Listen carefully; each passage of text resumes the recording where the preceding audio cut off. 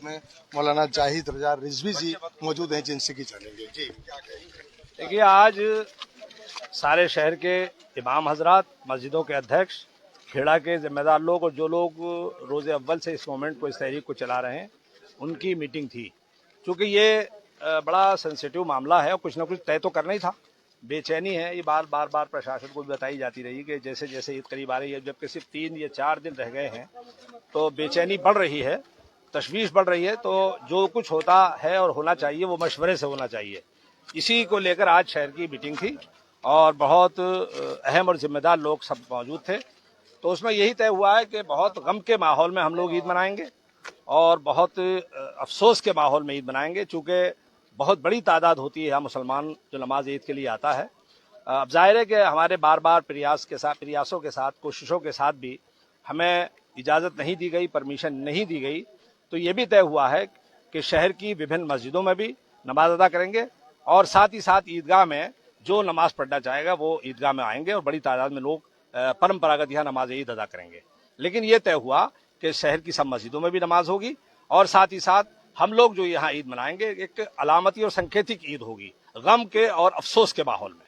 क्योंकि हमारे दिल खुश नहीं है, हमारे हुकूक पर डांका डाला गया है और हमें मजहबी, ज़हनी और शरई और समाजी तकलीफ पहुंचाई गई है। क्योंकि ये कभी नहीं हुआ भारत में कि किसी ईदगाह पर, जो इतनी पुरानी ईदगाह हो, उस पर कब्जा किया गया हो और मुसलमानों को जो उनका जमहूरी हक है, फंडामेंटल राइट है, इस मुल्क ने हमें, ये दस्तूर में हमें इजाज़त दी है और हमें ये आइन इजाज़त देता है कि हम अपनी मजहबी आज़ादी के साथ इबादत करें। और पूरे भारत में ये कोई नया काम नहीं है, किसी ईदगाह को लैंड जिहाद नहीं कहा गया और इस तरह से अतिक्रमण नहीं किया गया।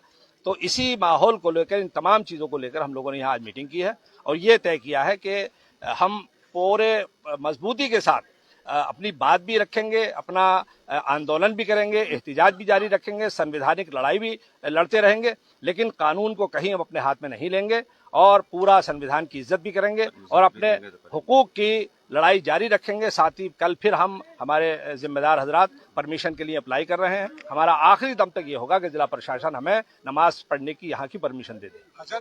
काली पट्टी या काली टोपी लगा के आएंगे, क्या ऐसी चर्चा में नहीं, टोपी तो सब लगा के आते हैं, विभिन्न रंग होते हैं, सफेद टोपी, काली टोपी। लेकिन इस मुल्क में ये भी हमें एक आइन ने दस्तूर दिया है कि हम अपना गम, हम अपना एहतिजाज विभिन्न तरीकों से बना सकते हैं। तो वो भी हमें भारत के संविधान ने ये इजाज़त दी है और ये दस्तूर ने हमें हक दिया है कि हम इस तरह से अपना गम का मुजाहरा करें। तो ये मैं समझता हूँ ये ना आइन के खिलाफ है ना संविधान के। तो मैं समझता हूँ ये काफ़ी हद तक ठीक होगा और हम अपने गम का मुजाहरा कर पाएंगे। आपको गुंजाइश लग रही है कि परमिशन मिल जाएगी? देखिए, आखिरी दम तक हमारे यहाँ कुरान करीम में भी है, हमारे अल्लाह ने फरमाया, हमारे पैगम्बर ने, कि उम्मीद मत तोड़ो और प्रयासों में कमी मत छोड़ो। ये हमारे अल्लाह का फरमान, हमारे नबी का फरमान है। तो प्रयास में हम अपने सम्मानित जिला प्रशासन से, मेयर साहब से, शासन से बराबर ये गुजारिश करते रहेंगे आखिरी दम तक कि वो हमें परंपरागत रिवायती तौर पर परमिशन दे दें, ताकि मुसलमान नए किसी परंपरा को नहीं डाले, बल्कि मुसलमान उसी अंदाज से नमाज ईद अदा करें। बड़ा खुशगवार माहौल होता है और बहुत शांति का और बहुत अच्छी फ़ज़ा यहाँ से होती है। इसीलिए हमारा आपके चैनल के माध्यम से ये गुजारिश है कि हमें फिर परमिशन पर विचार करें। अभी 3 दिन बाकी है। इमाम साहब, क्या कुछ आपका कहना रहेगा? जिस तरह की चर्चा आपकी हुई है, क्या कहेंगे? देखिए, हमारा कहना यही है कि प्रशासन से बार बार हमने अपील की, बार बार गुजारिशात की, मेमोरेंडम दिए, बहुत कुछ कोशिशें की। फ़कत 2 घंटे के लिए इसी मुल्क के रहने वाले लोगों को, जिनका मुल्क की आज़ादी में बहुत हद तक बहुत बड़ा हाथ रहा है, उन्हीं लोगों को आज आप 2 घंटे के लिए एक मैदान में, ईदगाह में नमाज पढ़ने की इजाज़त नहीं दे पा रहे हैं। आपके दिल इतने तंग हो गए। बहरहाल हम कोशिशें कर रहे हैं, कोशिशें जारी रहेंगी। हमारी मीटिंग में ये हुआ है कि हम अपनी ईदगाह में भी नमाज पढ़ेंगे जैसे पढ़ते थे और तमाम मसाजिद के अंदर भी नमाज होगी। और जैसा कि रिजवी साहब ने बताया, इसके बावजूद हमारा प्रयास जारी रहेगा। हम प्रशासन से ये कहते रहेंगे कि हमें इजाज़त दे दें। अगर इजाज़त मिलती है तो ठीक है, और इजाज़त नहीं मिलती है तो हम ईद तो ज़रूर मनाएंगे, क्योंकि ईद में जो नमाज पढ़ी जाती है वो नमाज हमारे लिए बहुत ज़रूरी है। वो नमाज हम सारे मुसलमान अदा करेंगे, लेकिन ये समझ लें कि सिर्फ नमाज ही अदा करेंगे। ईद की खुशियाँ या ईद के दीगर जो मनाने के तरीके होते हैं उनसे हम बिल्कुल इज्तनाब करेंगे, क्योंकि ऐसे गम के माहौल में, तकलीफ के माहौल में, जब एक कम्युनिटी के दिल दुखे हुए हैं, ऐसे माहौल में ईद की खुशियाँ हमारे लिए कोई ज़्यादा मायने नहीं रखती। हमारे लिए माना ये रखता है कि प्रशासन अगर हमें इजाजत दे देता तो शायद हम नमाज भी पढ़ पाते और ईद की जो खुशियां होती हैं उन खुशियों को भी अच्छी तरीके से सेलिब्रेट कर पाते। बहरहाल ईद की नमाज तो जरूर होगी, लेकिन ईद को सेलिब्रेट नहीं किया जाएगा। गम के माहौल में, अफसोस के माहौल में, दुख के माहौल में हम नमाज अदा करेंगे। आखिरी कोशिश किससे परमिशन की? आखिरी कोशिश ये है कि हम प्रशासनिक अधिकारियों से बात कर रहे हैं, उनसे अपील करेंगे कि क्योंकि प्रशासन जो है देखिए पूरे जिले का मालिक है, वो किसी भी मजहब के लोगों को, किसी भी धर्म के लोगों को कोई सी भी जमीन जिसका वो प्रबंधक है, गवर्नमेंट ने उसको प्रबंधक बनाया है, उस जमीन को 2 घंटे 3 घंटे के लिए अगर चाहे तो इजाजत दे सकता है, उसके पास ये पावर है। तो हम उनसे ये इजाजत लेने की कोशिश करेंगे आखिरी दम तक कि आप हमें 2-2.5 घंटे के लिए इजाजत दे दें ताकि हमारी नमाज सुकून से अदा हो सके और हम खुशियों को सेलिब्रेट भी कर सकें। अगर ऐसा नहीं होता है तो नमाज तो बहरहाल होगी, लेकिन खुशियां सेलिब्रेट नहीं की जाएगी। लगभग 1 महीने से आप चक्कर लगा रहे हैं विभागीय अधिकारियों के, कोई गुंजाइश नहीं रही थी, लेकिन अब 3 दिन बाकी रह गए हैं, तो क्या लगता है कुछ हो सकता है? देखिए अभी जैसा हमने बताया, रिजवी साहब ने बताया, कुरान पाक में आया लैसा लिल इंसान इल्ला मा सआ, अल्लाह तबारक व तआला ने फरमाया कि इंसान को कोशिशें करती रहनी चाहिए। हम अगर कोशिशें कर रहे हैं तो इन कोशिशों में कोई बुराई नहीं है। हो सकता है कि हमारी किसी आखिरी कोशिश में ही प्रशासन हमें इजाजत दे दे। इस उम्मीद पर हम कोशिशें करते रहेंगे और कोशिश के बाद देखते हैं क्या होता है। तो ये शाहिद खान जी क्या कुछ कहेंगे? बड़ी आज लंबी बैठक आपकी हुई है, क्या कुछ डिसीजन लिया गया है? ये आलिम या इमाम हजरात हमारे सरदार हैं, इनका हुक्म मानना हम लोगों की बहुत हमारे लिए बहुत ज़रूरी है। इनका सम्मान करना हमारे लिए बहुत ज़रूरी है। जो इन्होंने फैसला किया है वो हमारे सर माथे पे है, हम सर पे लगाते हैं। उन्होंने कहा कि ईद हम प्रतीकात्मक रूप से मनाएंगे, खाली जो हमारा फ़र्ज़ है नमाज अदा करना वो नमाज अदा करेंगे। बाकी जो गमों का माहौल हमारे दिलों में है वो हमारे दिलों से निकल नहीं पाएगा। और दूसरी बात मैं जो कहना चाह रहा हूँ वो ये है कि प्रशासन को ये सोचना चाहिए, इस उम्मीद पर कल हम लोग परमिशन की एप्लीकेशन देंगे कि अगर इस ईदगाह में जो नमाज नहीं होगी तो अन्य मस्जिदों में होगी। अन्य मस्जिदों में लोगों का दबाव बढ़ेगा, नमाजियों का दबाव बढ़ेगा। जब दबाव बढ़ेगा तो मस्जिदों के बाहर नमाज पढ़ने की मजबूरी हो जाएगी उनके सामने। तो व्यवस्था बनाना वो प्रशासन का काम है। और खुदा न खास्ता कोई अन्य स्थिति उत्पन्न होती है तो उसका जिम्मेदार फिर ये समाज नहीं होगा, क्योंकि दबाव बढ़ाने का जिम्मेदार मस्जिदों में बहुत सीमित जगह होती है। आपको भी पता है कि कितनी छोटी छोटी मस्जिदें और किस स्थिति में, अच्छी स्थिति में मस्जिदें हमारी नहीं है, हमें जगह नहीं दी गई तो हम मजबूरीवश, क्योंकि ये फर्ज है 30 साल के भूखे और 30 दिन के भूख और प्यास के रोजों के बाद ये ईद का जो की नमाज है ये बड़ी पवित्र नमाज मानी जाती है। तो ये तो अदा करनी है, किसी कीमत में भी अदा की जाएगी। तो मस्जिदों के अंदर जब हम यहाँ से ईदगाह में हमें स्थान नहीं मिलेगा तो लोग जाएंगे मस्जिदों की तरफ, मस्जिदों पे दबाव बढ़ेगा, मस्जिदों के अंदर पर्याप्त स्थान नहीं है तो वो बाहर पढ़ने पर मजबूर होंगे। अब उसकी व्यवस्था भी प्रशासन को करनी चाहिए। हम तो यही कहेंगे कि प्रशासन उनकी अच्छी से व्यवस्था करे। अगर कोई अफरा तफरी उत्पन्न होती है या कोई स्थिति उत्पन्न होती है तो उसका जिम्मेदार, क्योंकि प्रशासन ने हमें इजाजत दी है तो प्रशासन नहीं माना जाएगा, हम लोग उसके जिम्मेदार नहीं माने जाने चाहिए। जी क्या कहेंगे भाई साहब? आप भी नूर अहमद भाई, बड़ी लंबी मीटिंग आपकी चली है, क्या कुछ चर्चाओं में रहा और अब क्या प्रशासन से या शासन से क्या कुछ आपका कहना होगा? देखिए, लास्ट टाइम तक कोशिश करना चाहिए, प्रशासन से लास्ट टाइम तक कोशिश करेंगे, कल भी करेंगे, परसों भी करेंगे और कानून का पालन भी करेंगे।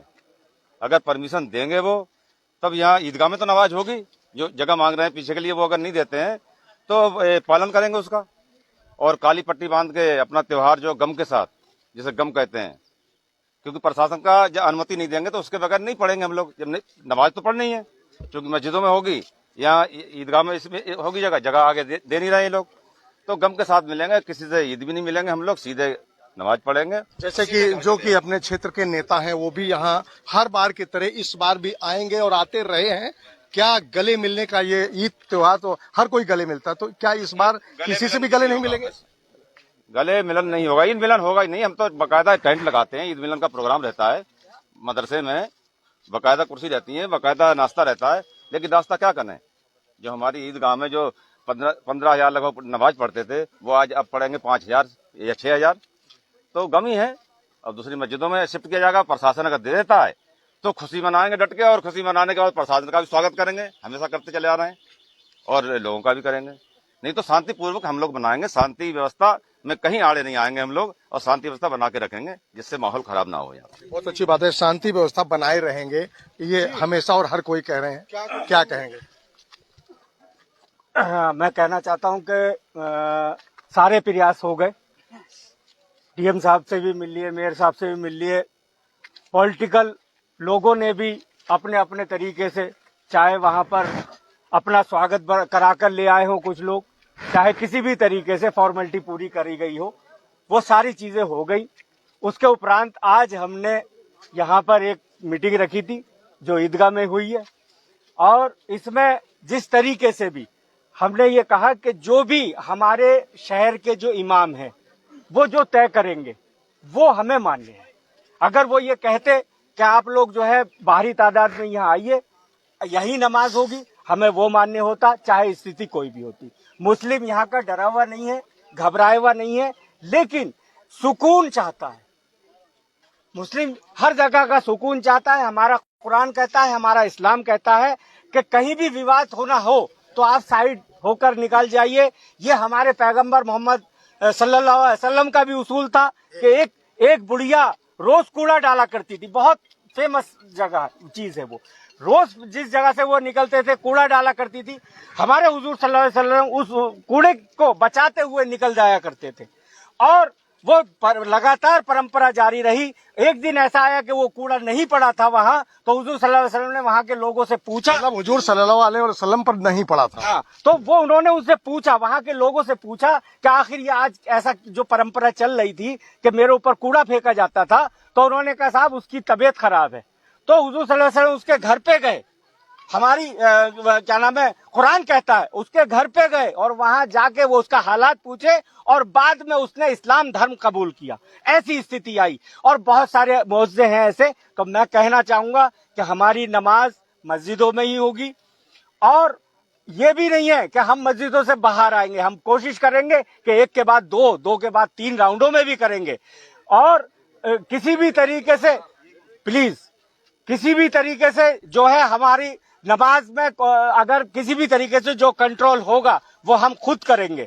और अगर कहीं भी कोई परेशानी आएगी, मुस्लिम अपना खड़ा है। रह जाता यह है कि जिस तरीके से खुशियों का त्योहार मनाया जाता है वो खुशी का त्योहार हमारे इमाम लोगों ने ये बात कही है, तो हम जो है खुशी नहीं मनाएंगे। ना ईद मिलन कार्यक्रम होगा, कुछ नहीं होगा, ना अपने से होगा ना दूसरे से होगा। तो ये देखिए, कहते हैं कि खुशी नहीं मनाएंगे और खुशी नहीं मनाई जाएगी। यहाँ पर परवेश कुरैशी जी मौजूद हैं जिनसे बात करते हैं। क्या कहेंगे परवेश कुरैशी जी, आज बड़ी लंबी मीटिंग आपकी चली है, क्या कुछ हुआ और क्या आप संदेश देना चाहेंगे? मीटिंग चली है, मीटिंग में यही तय हुआ है कि भाई नमाज जो है मस्जिदों में होगी और जो जगह जो है हमारे पास खेड़े के लोग और कुछ लोग जो है 2-2, 4-4, 10-10 लोग, क्योंकि ईदगाह में नमाज पढ़ना भी बहुत जरूरी होता है। तो एक एक घर से एक एक बंदा, जैसी 10 जने हैं, 10 जनों में से एक जना जो है ईदगाह आ जाए और 9 लोग जो है अपने मोहल्ले में नमाज पढ़ लें। लेकिन नमाज पढ़ना बहुत जरूरी होती है ईदगाह में हर मोमिन के लिए। तो मैं सब लोगों से गुजारिश करूंगा कि ज्यादा लोग ना आए ईदगाह के अंदर, क्योंकि अव्यवस्था वाला मामला होगा तो फिर अब अच्छा नहीं है। और अब जो इस टाइम जो गवर्नमेंट जो चल रही है वो डराने और दबाने का तो काम कर ही रही है। तो देख ही रहे हो आप, मुस्लिम कौम तो वैसे भी कमजोर कौम है, क्योंकि 10% केवल बेचारे लोग हैं, उनको जाहिल, वो जहादी और पता नहीं क्या क्या कह के संबोधित कर रहे हैं। लोग इतना ज्यादा संबोधित कर रहे हैं हमें, लोग इतना ज्यादा, अरे सरकारें हमारे वजह से बन रही है भैया आपकी। मैं कहना चाहता हूं हम सरकार बना रहे हैं, आपको हमारा स्वागत करना चाहिए, लेकिन आप अपमानित करने का काम कर रहे हैं। हमें जो नमाज पढ़नी चाहिए थी, आज वो नमाज हम नहीं पढ़ पाएंगे वहां पे। ये अभी देखो सामने गेट लगाया जा रहा है, ये देख सकते हो आप, जरा कैमरा से दिखा दो, हटाओ जरा थोड़ा सा ठीक है। ये गेट लगा दिया गया है प्रशासन द्वारा, गेट लगा दिया गया है, ये आप देख सकते हैं प्रशासन द्वारा ये गेट लगा दिया गया है। अब मैं ये कहना चाहता हूं कि जिस तरीके का माहौल रुद्रपुर शहर के अंदर चल रहा है, अगर लोग जो रेशमबाड़ी के हैं, अगर वो लोग जो है यहाँ पे नमाज पढ़ने आएंगे और किसी ने पत्थर मार दिया या कुछ कर दिया तो दंगा तो भैया करा ही देंगे लोग। ये मैं कहना चाहता हूं। मैं नगर प्रशासन से मेरी गुजारिश है कि आप जो है रेशमबाड़ी के अंदर ज्यादातर, क्योंकि रेशमबाड़ी में लोग टोपी लगा के जब निकल के आएंगे इधर को, तो उनके साथ कोई भी अनहोनी हो सकती है, जिसका जिम्मेदार जो है जिला प्रशासन, पुलिस प्रशासन होगा। मैं अपने कोतवाल साहब से, सीओ साहब से, एसएसपी साहब से हाथ जोड़ के निवेदन करना चाहता हूं कि वहां पे भी फोर्स लगाने की कृपा करें, क्योंकि हमने तो आपको बता ही दिया, क्योंकि भैया हम तो बहुत डरे हुए हैं, बहुत सहमे हुए हैं हम। नहीं, आप लोगों में कुछ ये भी कहना है कि डरे हुए सहमे, वो बात चीज अलग भी है, लेकिन एक सब्र का आपका एक बेइंतहा होता है, हमेशा आप सब्र करते हैं, ऐसा भी कहा जाता है। तो क्या अभी भी आप सब्र कर रहे हैं और सब्र करते रहेंगे? तो सब्री कर रहे हैं, और क्या कर रहे हैं। हम लड़ नहीं सकते, हम झगड़ नहीं सकते, हम इस सक्षम नहीं है, इस लायक नहीं है। हम गरीब आदमी हैं और सारे मुस्लिम समाज के लोग जो है बहुत कमजोर कड़ी है, क्योंकि इनको प्रशासन कभी भी उठा के डाल सकता है। इसलिए हम कोई लॉ एंड ऑर्डर बिल्कुल नहीं तोड़ना चाहते। हम जो प्रशासन ने हमें जो गाइडलाइन दी है उसके तहत हम काम करना चाहते हैं। लेकिन प्रशासन से हमारा सिर्फ इतना निवेदन है कि जो पुलिस, जो नमाजियों की जो सुरक्षा करने की जिम्मेदारी है वो पुलिस प्रशासन की है। पुलिस प्रशासन अपनी जिम्मेदारी को समझते हुए हमें वहां पे फोर्स दे, क्योंकि अपना जो रेशमबाड़ी का एरिया है, गैर मुस्लिम लोग रहते हैं वहां पे। अगर कोई टोपी लेके निकलता है तो क्या मतलब आपका वहाँ संवेदनशील एरिया है क्या? नहीं, संवेदनशील नहीं कर रहा हूँ। किसी भी गलत तत्व ने जो है अगर कोई भी बदतमीजी कर दी तो उससे माहौल भड़केगा। इसलिए प्रशासन को मैं अवगत कराना चाहता हूँ आपके चैनल के माध्यम से, क्योंकि मीडिया जो प्लेटफॉर्म है वो ऐसा है कि हर एक अधिकारी देखता है। तो मेरा सब लोगों से उनसे भी निवेदन है कि जो इस बात को जो है वहां पे अपने पुलिस फोर्स का जो है इंतजाम जरूर करें। और मैं लास्ट में यही कहूंगा, 10% लोग हैं, जितना दबाना है, जितना डराना है, जो करना है, धार्मिक स्थल तोड़ने हैं और भी जो रह गए हैं वो तोड़ने हैं, तोड़ लो। हम सबर कर रहे हैं, हम सबर वाले लोग हैं। अगर आप ज्यादा करोगे तो हमें मार दो। पिछली बार आपने कहा था कि हम अपने शहर में कोई किसी तरह का विवाद नहीं चाहते और जहां तक हमसे हो सकेगा हम सब्र करते रहेंगे और देश में, अपने क्षेत्र में, रुद्रपुर में कुछ नहीं होने देंगे। तो क्या अभी भी उस बात पर आप कायम हैं? बिल्कुल उसी बात पर हम कायम हैं। हम हिंदू, मुस्लिम, सिख, ईसाई, हम सबको अपना भाई मानते हैं, क्योंकि हम इस भारत में रहते हैं। और जब भारत में रहेंगे तो सब लोगों को अपने साथ लेके चलेंगे। हमारे लिए सारे समाज एक है। लेकिन कुछ चंद नेता वो जो समझते हैं अपनी वाहवाही लेने के लिए हम कुछ कर दें, तो वो उनको मैं कहना चाहता हूं कि हम सब्र वाले लोग हैं, हम सब्र कर रहे हैं। आपको जितना जुल्म करना है, जितना भी जुल्म करना है उतना जुल्म करो।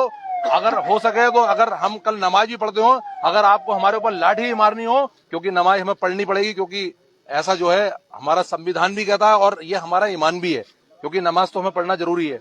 लेकिन जितनी भी जास्ती आपको करनी है कर लो, हम हर चीज का सब्र करेंगे और बस खुदा से दुआ करेंगे हम अपने देश की उम्मती की, यानी हमारा देश आगे बढ़े और जो लोग हमारा नाश कर रहे हैं उनको भी ऊपर वाला आगे बढ़ाए।